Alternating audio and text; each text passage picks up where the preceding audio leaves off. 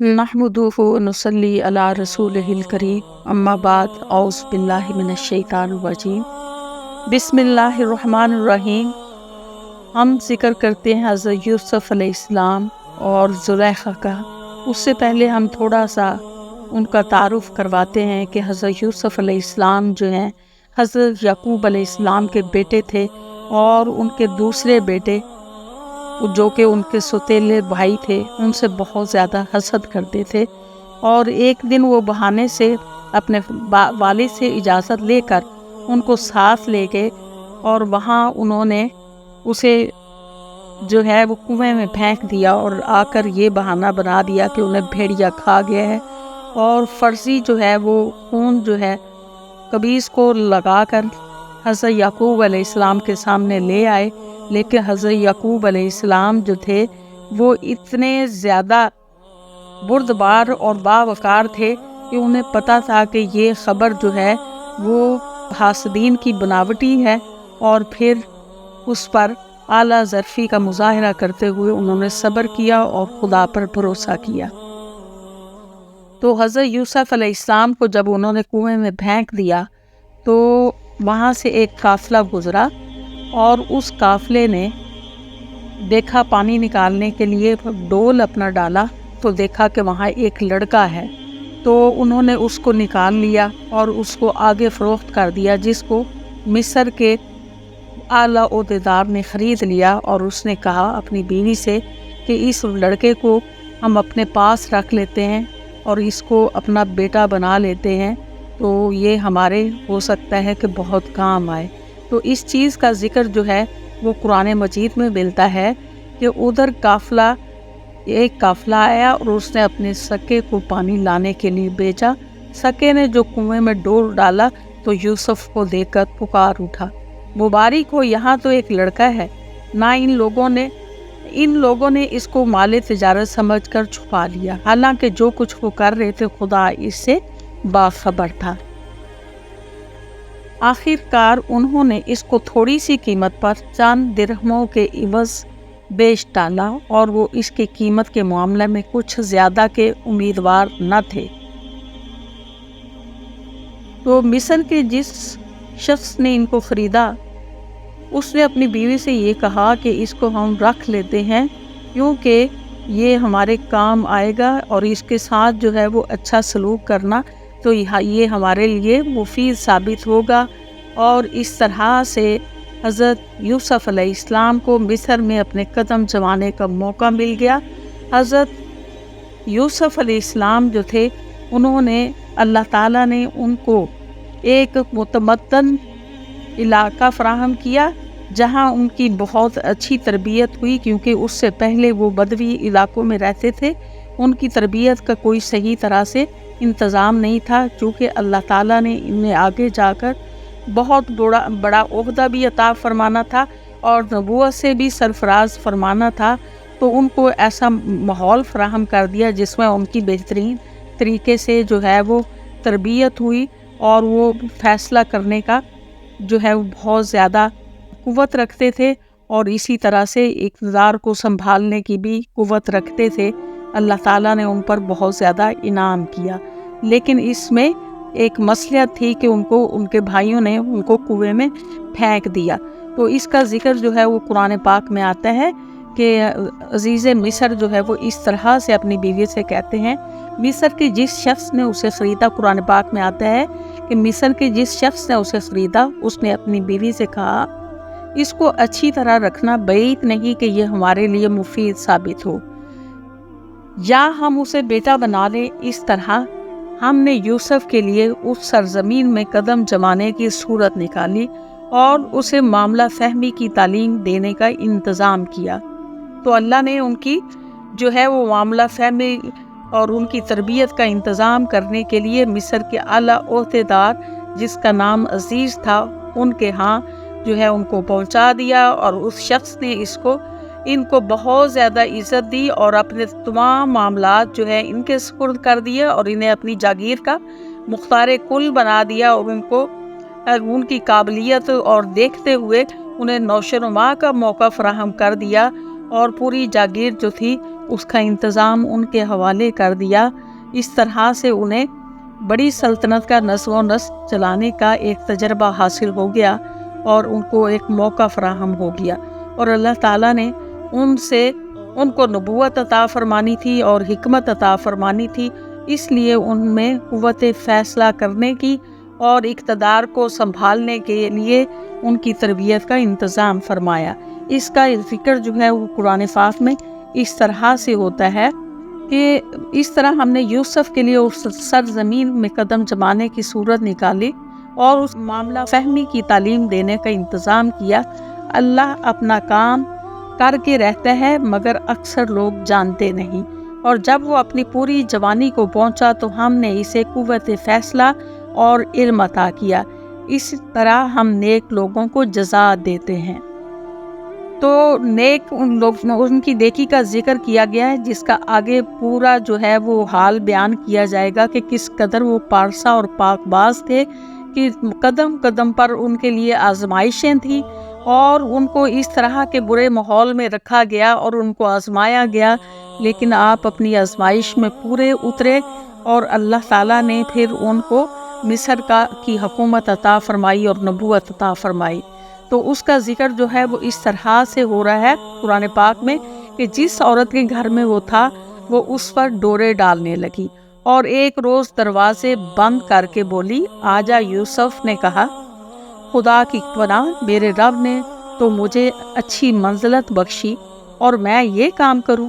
ایسے ظالم کبھی فلاح نہیں پایا کرتے۔ اور وہ اس کی طرف بڑھی اور یوسف بھی اس کی طرف بڑھتا اگر اپنے رب کی برہان نہ دیکھ لیتا۔ ایسا ہوا تاکہ ہم اس سے بدی اور بے حیائی کو دور کر دیں۔ دیکھیں، مطلب اتنا بڑا موقع کہ عورت اس کو زبردستی کھینچ رہی ہے اور وہ اس کے ساتھ جو ہے وہ آگے آگے بھاگ رہے ہیں، اور یہاں تک کہ ان کا کرتا جو انہوں نے جبہ پہنا ہوا تھا وہ بھی پیچھے رہ گیا اور وہ خود دروازے کی طرف بھاگے۔ اور جب وہ دروازے کی طرف بھاگے تو عزیز جو تھا اس موقع پر پہنچ گیا، اور انہوں نے موقع پر یہ حال دیکھا کہ عورت ان کے پیچھے ہے اور وہ آگے آگے ہیں، لیکن اس عورت نے پھر ان کے اوپر، حضرت یوسف کے اوپر الزام لگا دیا اور کہنے لگی کہ ایسے شخص کی کیا سزا ہو سکتی ہے کہ جو تیری بیوی کے ساتھ اس طرح کا غلط کام کرنا چاہے۔ تو اس کو بھی قرآن پاک میں اس طرح سے بیان کیا ہے کہ در حقیقت وہ ہمارے چنے ہوئے بندوں میں سے تھا۔ آخر کار یوسف اور وہ آگے پیچھے دروازے کی طرف بھاگے اور اس نے پیچھے سے یوسف کا قمیص کھینچ کر پھاڑ دیا۔ دروازے پر دونوں نے اس کے شوہر کو موجود پایا۔ اسے دیکھتے ہی عورت کہنے لگی، کیا سزا ہے اس شخص کی جو تیری گھر والی پر نیت خراب کرے؟ اس کے سوا اور کیا سزا ہو سکتی ہے کہ وہ قید کیا جائے یا اسے سخت عذاب دیا جائے؟ یوسف نے کہا، یہی مجھے پھانسنے کی کوشش کر رہی تھی۔ اس عورت کے اپنے کنبہ والوں میں سے ایک شخص نے قرینے کی شہادت پیش کی کہ اگر یوسف کا قمیص آگے سے پھٹا ہو تو عورت سچی ہے اور یہ جھوٹا ہے، اور اگر اس کا قمیص پیچھے سے پھٹا ہو تو عورت جھوٹی ہے اور یہ سچا ہے۔ جب شوہر نے دیکھا کہ یوسف کا قمیص پیچھے سے پھٹا ہے تو اس نے کہا، یہ تم عورتوں کی چالاکیاں ہیں، واقعی ہی بڑے غضب کی ہوتی ہیں تمہاری چالیں۔ یوسف اس معاملے سے درگزر کر، اور اے عورت تو اپنے قصور کی معافی مانگ، تو ہی اصل میں خطا کار تھی۔ شہر کی عورتیں اس کے بعد جو ہے اس واقعے کے بعد شہر میں اس کا چرچا ہونے لگا اور شہر کی عورتوں تک یہ بات پہنچ گئی کہ اس عزیز کی بیوی جو ہے وہ ان کے اپنے غلام پر عاشق ہو گئی ہے، اور اس طرح سے شہر میں باتیں ہونے لگی۔ تو اس چیز کا بھی ذکر قرآن پاک میں اس طرح سے آیا ہے کہ شہر کی عورتیں آپس میں چرچا کرنے لگی، عزیز کی بیوی اپنے نوجوان غلام کے پیچھے پڑی ہوئی ہے، محبت نے اس کو بے قابو کر رکھا ہے، ہمارے نزدیک تو وہ صریح غلطی کر رہی ہے۔ اس نے جو ان کی یہ مکارانہ باتیں سنی تو ان کو بلاوا بھیج دیا اور ان کے لیے تکیہ دار مجلس راستہ کی، اور ضیافت میں ہر ایک کے آگے ایک ایک چھری رکھ دی۔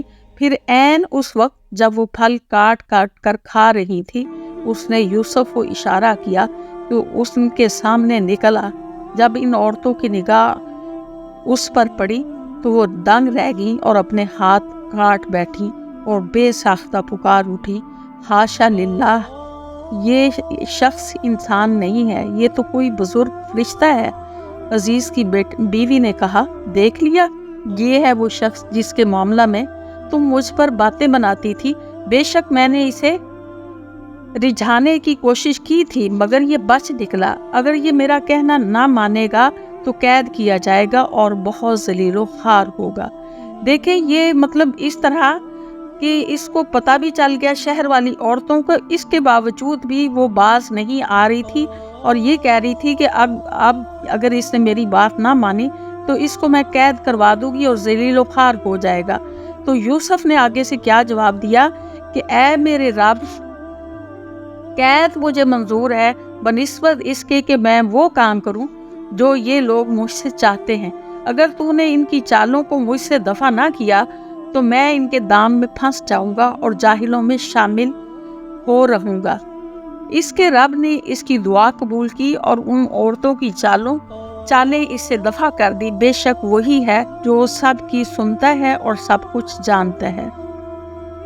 پھر ان لوگوں کو یہ سوچی کہ ایک مدت کے لیے اسے قید کر دے، حالانکہ وہ اس کی پاک دامنی اور خود اپنی عورتوں کے برے اطوار کی صریحاً نشانیاں دیکھ چکے تھے۔ تو جب عورتوں کو اس طرح سے بلوایا اور انہوں نے اپنے ہاتھوں میں چھریاں پکڑی ہوئی تھی اور اپنے ہاتھ کاٹ لیے، تو اس کے بعد ان عورتوں نے بھی، وہ بھی اس کی عاشق ہوگی اور ان عورتوں نے بھی حضرت یوسف علیہ السلام کو آمادہ کرنے کی کوشش کی کہ زلیخا جو کہتی ہے وہ بات مان لو، لیکن انہوں نے کسی صورت میں وہ بات نہیں مانی اور انہوں نے قید کاٹنا گوارا کر لی اور اپنے اللہ سے دعا کی کہ اللہ تعالیٰ مجھے ان کی مکاریوں سے بچا لے، ورنہ یہ جو ہے اگر میں غلط کاموں میں پھنس جاؤں گا اور میں جاہلوں میں سے ہو جاؤں گا۔ تو اللہ تعالیٰ نے ان کی دعا قبول کی اور اللہ تعالیٰ نے ان عورتوں کی چالوں سے ان کو دور کر دیا، اور بے شک اللہ تعالیٰ دعاؤں کو سنتا ہے اور جانتا ہے۔ حضرت یوسف کے واقعے سے ہمیں یہی سبق ملتا ہے کہ اصل زندگی وہی ہے جو با مقصد ہو اور اللہ کی عبادت کے لیے گزاری جائے، اللہ کے احکامات کی اطاعت میں گزاری جائے، اور عہدہ جو ہے وہ آزمائش ہوتا ہے، اور وہ انسان کو کوئی بھی عہدہ ملنے سے پہلے یا کوئی نبوت ملنے سے پہلے اللہ آزماتا ضرور ہے کہ اس کا اپنے نفس پر کتنا کنٹرول ہے۔ اور وہ نبی جو ہوتے ہیں ہمیشہ ہی برے ماحول میں ہوتے ہیں اور اس کے باوجود وہ کبھی کوئی برائی نہیں کرتے۔ تو اس واقعے سے آپ کی با مقصد زندگی اور آپ کی صداقت، آپ کی ایمانت، دیانت اور شرافت کا پتہ چلتا ہے، اور اسی طرح سے آپ کے صبر و تحمل جو ہے اس کا مظاہرہ ہوتا ہے کہ کس طرح سے آپ نے مشکل حالات کو شکر اور رضا کے ساتھ گزارا اور اپنے بھائیوں کو اعلیٰ ظرفی کا مظاہرہ کرتے ہوئے عفو درگزر کا معاملہ کیا۔ وآخر دعوانا الحمد للہ رب العالمین۔